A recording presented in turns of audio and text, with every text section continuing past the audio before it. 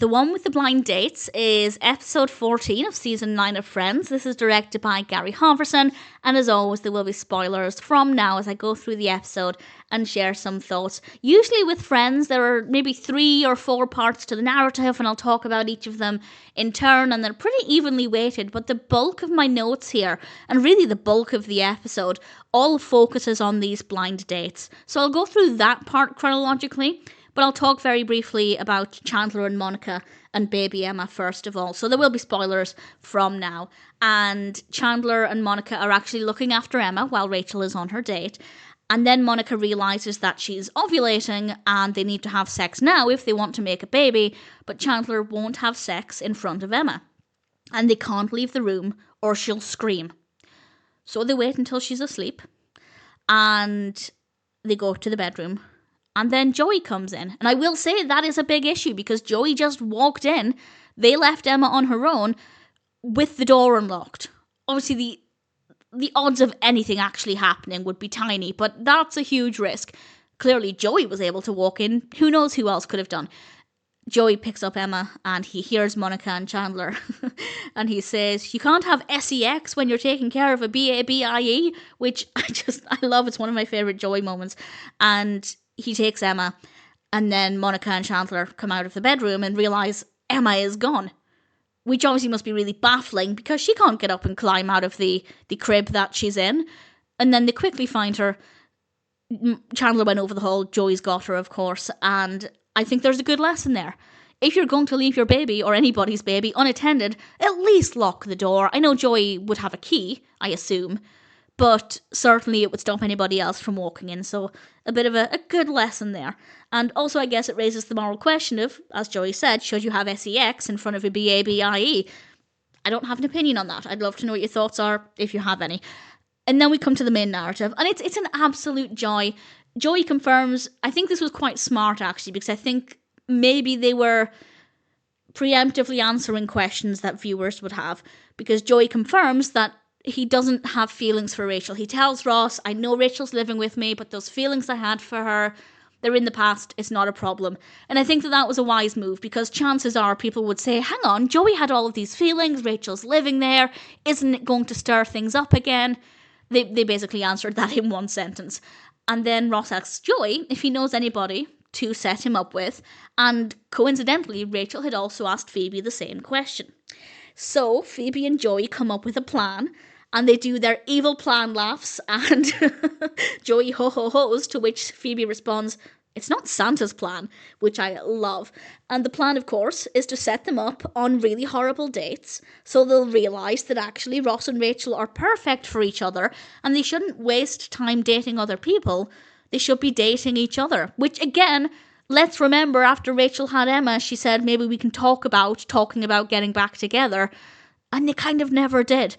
And the dates are just, well, one date and one stood up.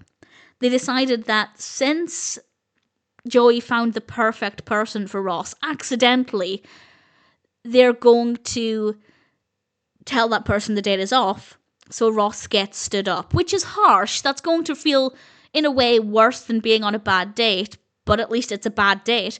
And Rachel ends up on a date with Steve, who's played by Jon Lovitz, whose performance is just so fabulous. He hates himself. It's a wonderful performance. The character is irritating, but in a really brilliant way.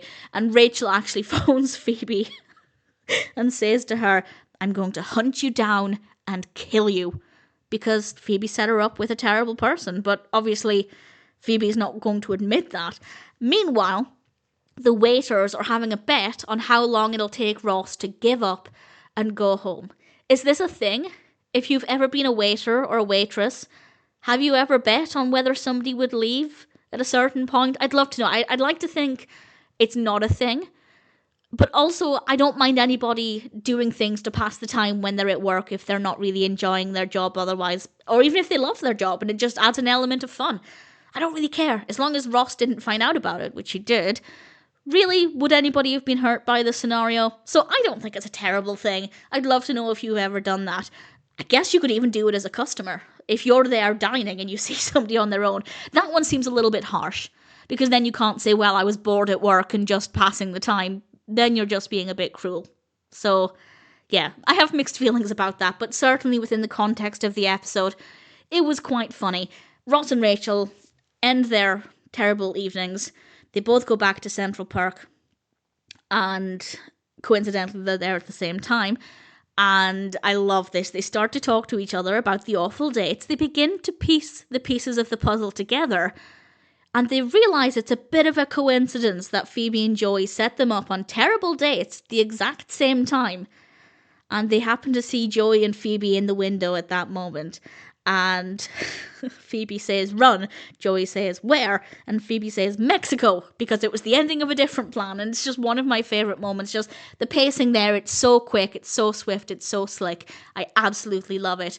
And the very end of the episode sees Ross and Joey back at the same restaurant Ross went to before. And they go back because Ross had actually been offered free crab cakes to make him stay longer so the waiter could win the bet. And now they're there, claiming they've been stood up on, I guess, their double date. Or maybe one person was dating them. I can't remember if they clarified, but certainly they're there and they've been stood up and they want their free crab cakes. But no, tonight the waiters are betting on how long it will take that guy over there to cry. That guy over there happens to be Steve, which I just thought was a lovely way to tie everything together. And it's a really, really great episode and definitely a lot of fun. Obviously some good messages in this about not leaving a baby alone with a door unlocked. Probably not the smartest idea. Certainly we didn't see Joey using a key to get in. That didn't seem to be the case.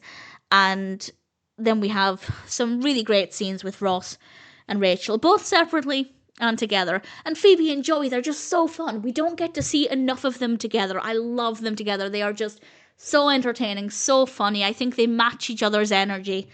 And I had a lot of fun with it. Needless to say, the one with the blind dates is a pretty fabulous episode of Friends.